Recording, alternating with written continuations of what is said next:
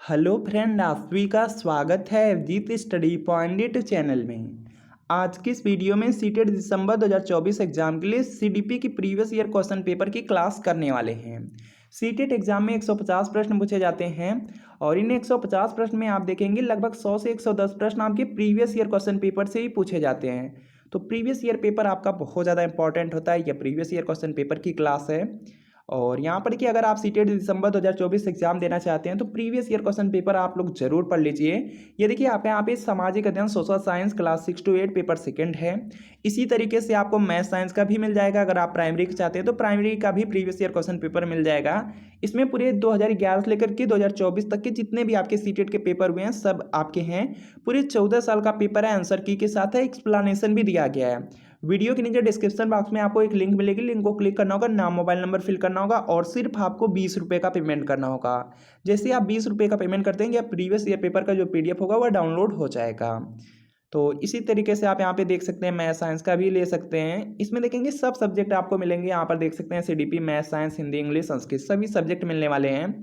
तो यहाँ पे लिंक से आप लोग परचेज जरूर कर लीजिए और लिंक से परचेज करने में कोई भी प्रॉब्लम आ रही है तो यहाँ पे व्हाट्सअप नंबर दिया गया है। इस व्हाट्सअप नंबर पर आपको CTET previous year paper social science या मैथ साइंस आपको यहाँ पे मैसेज करना होगा। जैसे मैसेज करेंगे आपको रिप्लाई किया जाएगा और आपको सिर्फ 20 रुपये का पेमेंट करना होगा। जैसे 20 रुपये का आप यहाँ पे पेमेंट कर देते हैं या जो प्रीवियस ईयर पेपर का पीडीएफ होगा वो आपको सेंड कर दिया जाएगा। ये देखिए आपका यहाँ पे 20 अगस्त 2023 का पेपर है और सीटेट का पेपर है। यहाँ पर देख सकते हैं क्या प्रश्न आपके पूछे गए हैं। सीडीपी की क्लास है तो सीडीपी के 30 प्रश्न करेंगे। सबसे पहला प्रश्न है कि निम्नलिखित में से कौन सा प्रश्न बच्चों की समालोचनात्मक व रचनात्मक चिंतन को बढ़ावा देता है। तो देखिए यहाँ पे दिया गया समालोचनात्मक व रचनात्मक चिंतन। तो इसमें देखेंगे ऐसे प्रश्न बच्चों से करने चाहिए जिसके यहाँ पे बहुत सारे आंसर हो, आंसर का अंत न हो। तो यहाँ पर देखेंगे दिया गया है पानी के बचाव के लिए सबसे अच्छा तरीका कौन सा हो सकता है और क्यों। तो इस तरह के अगर प्रश्न बच्चों से आप करते हैं तो बच्चों के इसके बहुत सारे उत्तर पता होते हैं। सभी बच्चे अलग अलग आंसर करते हैं। तो इस तरह से उनका जो समालोचनात्मक या रचनात्मक चिंतन होता है उसको बढ़ावा मिलता है। ऐसे आपको देखिए प्रश्न करने चाहिए जिसके मल्टीपल आंसर हों और कोई फिक्स यहाँ पे आंसर ना हो कि सिर्फ एक ही आंसर हो। तो यहाँ पे क्या होगा, फर्स्ट वाला आपका राइट आंसर हो जाएगा। इसके बाद देखिए यहाँ पे नेक्स्ट है समालोचनात्मक चिंतन में प्रमाण की क्या भूमिका होती है।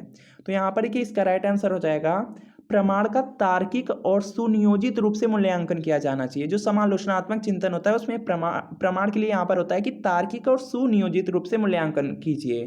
तो यहाँ पे फर्स्ट वाला राइट आंसर होगा। अगला देखिए प्रश्न आपका बहुत ज़्यादा इंपॉर्टेंट है कि समावेशी शिक्षा में क्या शामिल है। बहुत ज़्यादा इंपॉर्टेंट है, सीटेट में बहुत बार पूछा गया है। तो यहाँ पर कि इसका राइट आंसर हो जाएगा व्यक्तिगत अंतरों की पहचान के परिणाम स्वरूप पाठ्यचर्या में लचीलापन।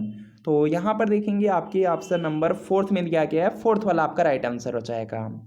इसके बाद देखिए यहाँ पे नेक्स्ट प्रश्न आपका दिया गया है निम्नलिखित कथनों को पढ़िए तथा सही विकल्प का चयन कीजिए।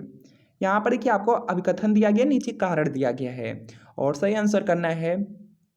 पहला दिया गया है कि बच्चों में संज्ञानात्मक विकास पर भाषा के प्रभाव पर जीन पियाजे और लेव वाइगोस्की के दृष्टिकोण में भिन्नता है। बिल्कुल सही है। यहाँ पर देखेंगे जो बच्चों का संज्ञानात्मक विकास है इस पे भाषा के प्रभाव पर जो जीन पियाजे थे और लेव वाइगोस्की थे, दोनों ने अलग अलग विचार दिए थे। तो ये तो आपका सही है फर्स्ट वाला। खोज अधिगम में शिक्षक अवसर प्रदान करता है और विद्यार्थी स्वयं जानकारी प्राप्त करने के लिए उन्मुख होते हैं। अभी आपका सही है। और यहाँ पर देखेंगे फर्स्ट वाला यहाँ पे सेकंड से कोई भी रिलेटेड नहीं है। तो यहाँ पे पूरा आपका आंसर हो जाएगा कि ए और आर दोनों सही हैं लेकिन आर ए की सही व्याख्या नहीं है। तो यहाँ पे क्या होगा, सेकंड वाला राइट आंसर होगा। इसके बाद देखिए यहाँ पे नेक्स्ट प्रश्न है, जल्दी से आप लोग करने का प्रयास करेंगे। निम्नलिखित में से कौन सा समूह है जो उन विशिष्टताओं का सही ढंग से उल्लेख करता है जो प्रतिभाशाली विद्यार्थियों और कक्षा में अन्य विद्यार्थियों के बीच आमतौर पर भिन्न होते हैं। तो इसका आपको यहाँ पे राइट आंसर करना है। तो यहाँ पर देखिए दिया गया है सीधा सीधा यहाँ पर देखिए प्रश्न है कि आपको बताना है कि प्रतिभाशाली विद्यार्थी और कक्षा में जो अन्य विद्यार्थी होते हैं इनके बीच में यहाँ पे जो भिन्नता होती है, भिन्न वह कैसे होते हैं यह बताना है। तो यहाँ पर देखेंगे जो भी बच्चे यहाँ पे समझ की अग्रगति गहनता रखते हैं, सीखने की जिनकी तेज गति होती है वह प्रतिभाशाली विद्यार्थी होते हैं। और यहाँ पे देखेंगे दो आपका सही है, फर्स्ट वाला और यहाँ पे सेकंड वाला। तो ए बी हो जाएगा। ए बी आपके ऑप्शन नंबर 4 में दिया गया है। 4 वाला आपका राइट आंसर होगा। इससे देखिए क्या होता है, जो प्रतिभाशाली बच्चे होते हैं और जो कक्षा में अन्य विद्यार्थी होते हैं उनके बीच में क्या होता है, वे अलग एक दूसरे से दिखाई देते हैं। इसके बाद देखिए यहाँ पे नेक्स्ट प्रश्न है, जल्दी से आप लोग करने का प्रयास कीजिए। श्रवण बाधिता के संदर्भ में निम्नलिखित में से कौन सा कथन सही है। यहाँ पर कि किसी को कम सुनाई दे रहा है तो उसके लिए यहाँ पे कौन सा कथन सही है यह आपको बताना है। तो यहाँ पर कि इसका राइट आंसर हो जाएगा कि श्रवण बाधिता बच्चे की प्रभावी ढंग से संवाद करने की क्षमता को प्रभावित कर सकती है। बिल्कुल सही है, फर्स्ट वाला ही मिल गया, तो यहाँ पे फर्स्ट वाला आपका बिल्कुल राइट आंसर हो जाएगा। इसके बाद देखिए यहाँ पे नेक्स्ट प्रश्न आपका दिया गया है, समावेशन के संदर्भ में पाठ्यचर्या सीखने की अपेक्षाएं खाली स्थान में समान है जबकि में भिन्न है। तो यहाँ पर देखेंगे इसका राइट आंसर होगा, देखिए जो समावेशन है, समावेशन के संदर्भ में जो पाठ्यचर्या होती है, पाठ्यचर्या सीखने की अपेक्षाएं यहाँ पे समायोजन में समान है। यहाँ पर क्या होगा, पहला देखिए आपका समायोजन हो जाएगा। उसके बाद देखिए जबकि वे संशोधन में वे भिन्न है, तो यहाँ पे फोर्थ वाला आपका राइट आंसर होगा, ध्यान देंगे। और जितना ज़्यादा प्रैक्टिस करेंगे उतना ज़्यादा अच्छा स्कोर कर सकते हैं। सीडीपी बहुत ज़्यादा इजी सब्जेक्ट है, इसमें आप बहुत ज़्यादा यहाँ पे अच्छा स्कोर कर सकते हैं। नेक्स्ट आपका प्रश्न है कि संरचनावादी सिद्धांतकारों के अनुसार निम्नलिखित में से कौन सा कथन सही नहीं होगा। तो इसका देखिए आपको यहाँ पे सही जवाब बताना है, सही नहीं होगा यह आपसे पूछा गया है। तो यहाँ पर देखेंगे इसका राइट आंसर हो जाएगा, ध्यान से आप लोग पढ़ेंगे तो थर्ड वाला इसका राइट आंसर होगा। प्रभावी अधिगम सुनिश्चित करने के लिए शिक्षार्थियों को बाहरी रूप से प्रेरित करने की आवश्यकता है, थर्ड वाला आपका राइट आंसर होगा। इसके बाद देखिए यहाँ पे नेक्स्ट प्रश्न है, जल्दी से आप लोग करने का प्रयास कीजिए। निम्नलिखित में से कौन सा आंतरिक अभिप्रेरणा का उदाहरण है। आंतरिक अभिप्रेरणा दिया गया है, जो आपको अंदर से मोटिवेशन मिलते हैं, उसका कौन सा उदाहरण है यह आपको बताना है। तो यहाँ पर कि इसका राइट आंसर क्या होगा कि व्यक्तिगत आनंद के लिए एक वाद्य यंत्र बजाना। अगर कि अपने स्वयं के आनंद के लिए अगर आप कोई भी कार्य करते हैं तो उससे क्या होता है कि आंतरिक आपको अभिप्रेरणा मिली है, अंदर से मोटिवेशन आए हैं, बाहर से आपको मोटिवेट नहीं किया गया है, जब जिसमें आपका खुद का इंटरेस्ट हो। तो यहाँ पे क्या होगा, व्यक्तिगत आनंद के लिए एक वाद्य यंत्र बजाना, सेकंड राइट आंसर है। 10वां क्वेश्चन है, जल्दी से आंसर कीजिए कि निम्नलिखित कथनों को पढ़िए तथा सही विकल्प का चयन कीजिए। जल्दी से आपको आंसर करना है कि इसका राइट आंसर क्या होगा। और दिया गया है अभिकथन है, उसके बाद कारण दिया गया है। तो यहाँ पर ध्यान से आप लोग देखेंगे तो दिया गया है आपका यहाँ पर देखिए दिया गया है, सबसे पहला जो अभिकथन है कि शिक्षकों को विद्यार्थियों में विशेष जाति समूहों के बारे में रूढ़िवादिता को तोड़ने के लिए कड़ी मेहनत करनी चाहिए। बिल्कुल सही है, यहाँ पे जो शिक्षक होते हैं विद्यार्थियों में अगर विशेष जाति समूह के बारे में कोई रूढ़िवादिता फैली हुई है तो उसमें शिक्षक को कड़ी से कड़ी मेहनत करनी चाहिए, यह तो आपका अभिकथन दिया गया, बिल्कुल सही है। शिक्षा का एक प्रमुख उद्देश्य विद्यार्थियों को समालोचनात्मक आत्मचिंतन के लिए प्रोत्साहित करना है, यह भी देखिए आपका यहाँ पे सही है। तो यहाँ पर देखिए हो जाएगा कि ए और आर दोनों सही हैं, व्याख्या भी कर रहे हैं, तो यहाँ पे फोर्थ वाला आपका राइट आंसर होगा। इसके बाद देखिए यहाँ पे नेक्स्ट प्रश्न है, जल्दी से आप लोग यहाँ पे करने का प्रयास करेंगे। देखिए दिया गया महारत, किसी चीज़ में महारत या जो निपुणता होती है, निपुणता लक्ष्य और प्रदर्शन लक्ष्य में क्या अंतर है यह आपको बताना है। जो महारत लक्ष्य है और जो प्रदर्शन लक्ष्य है इसमें क्या अंतर है यह आपको बताना है। तो यहाँ पर देखिए इसका राइट आंसर हो जाएगा, महारत जो लक्ष्य होते हैं अपने कौशल और कार्य की समझ में सुधार करने पर केंद्रित होते हैं, जबकि प्रदर्शन लक्ष्य उच्च ग्रेड प्राप्त करने या बाहरी पुरस्कार प्राप्त करने पर केंद्रित होते हैं। इसका मतलब है यहाँ पे जो महारत होता है, जैसे आप यहाँ पे कुछ भी पढ़ लिख रहे हैं तो उसमें क्या है कि आप क्या करते हैं, अपने आप में इम्प्रूवमेंट करते हैं, कोई सुधार लाना चाहते हैं या उसके बारे में बहुत ज़्यादा विशेष जानकारी प्राप्त करना चाहते हैं, यह महारत होता है। लेकिन प्रदर्शन में क्या होता है, प्रदर्शन में आप चाहते हैं यहाँ पे कि आपको अच्छे मार्क मिले, अच्छे ग्रेड मिले या कोई आपको पुरस्कार मिले, इनाम मिले, तो यह प्रदर्शन होता है। तो यहाँ पे क्या होगा आपका, यहाँ से सेकंड वाला राइट आंसर है। इसके बाद देखिए यहाँ पे नेक्स्ट प्रश्न है, जल्दी से आप लोग करने का प्रयास कीजिए। भाई बहन के रिश्ते, तो इसका आपको यहाँ पे राइट आंसर बताना है। तो यहाँ पर कि इसका राइट आंसर हो जाएगा कि माता पिता और साथियों के बीच संबंधों से भिन्न होते हैं और बाल्यावस्था में समाजीकरण में महत्वपूर्ण भूमिका निभाते हैं, तो फर्स्ट वाला आपका राइट आंसर होगा। अगला देखिए प्रश्न है, अभिकथन है और कारण है, जल्दी से आंसर करने का प्रयास कीजिए। यहाँ पर कि नेक्स्ट प्रश्न है, जल्दी से आंसर करने का प्रयास कीजिए। और दिया गया है आपका यहाँ पे अभिकथन दिया गया है, कारण दिया गया है। बच्चों के बीच विकासात्मक दरों में काफ़ी भिन्नताएं मौजूद होती हैं, यह तो आपका बिल्कुल सही है। फिर उसके बाद देखेंगे दिया गया विकासात्मक अंतर आनुवांशिक अनुभवात्मक विविधताओं की जटिल अंतःक्रिया का एक अनिवार्य परिणाम है, यह भी सही है। जो देखिए अभिकथन दिया गया है यहाँ पे सही रूप से स्पष्ट भी कर रहा है, व्याख्या भी कर रहा है, तो यहाँ पे क्या होगा, फर्स्ट वाला भी सही, सेकंड भी सही, सही व्याख्या भी है, तो फोर्थ वाला राइट आंसर होगा। इसके बाद देखिए यहाँ पे नेक्स्ट प्रश्न है, जल्दी से आप लोग करने का प्रयास कीजिए। निम्नलिखित कथन में विकास के किस सिद्धांत को दर्शाया गया है। जो बच्चे अपने शुरुआती वर्षों में भाषा सीखने के लिए अनुकूल वातावरण से वंचित रहते हैं, उन्हें बाद के जीवन में भाषा चुनने में थोड़ी कठिनाई होती है। तो यहाँ पर कि इसका राइट आंसर हो जाएगा कि भाषा के विकास का एक संवेदनशील काल है।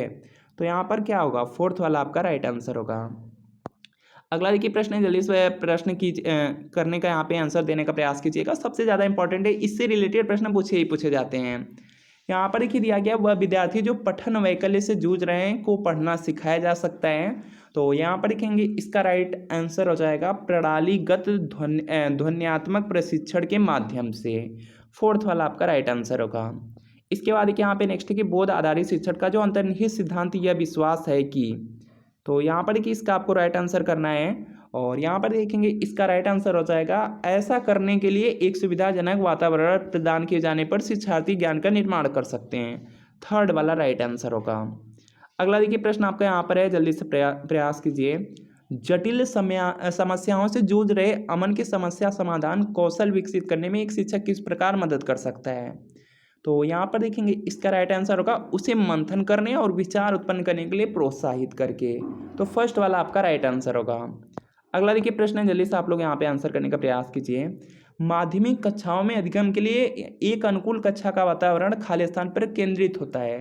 तो यहाँ पर देखेंगे इसका राइट आंसर हो जाएगा, देखिए जो माध्यमिक कक्षाएं होती हैं उसमें अधिगम के लिए एक अनुकूल कक्षा का जो वातावरण होता है वह सहकारी अधिगम पर केंद्रित होता है, सहकारी अधिगम। तो यहाँ पे सेकेंड वाला राइट आंसर है।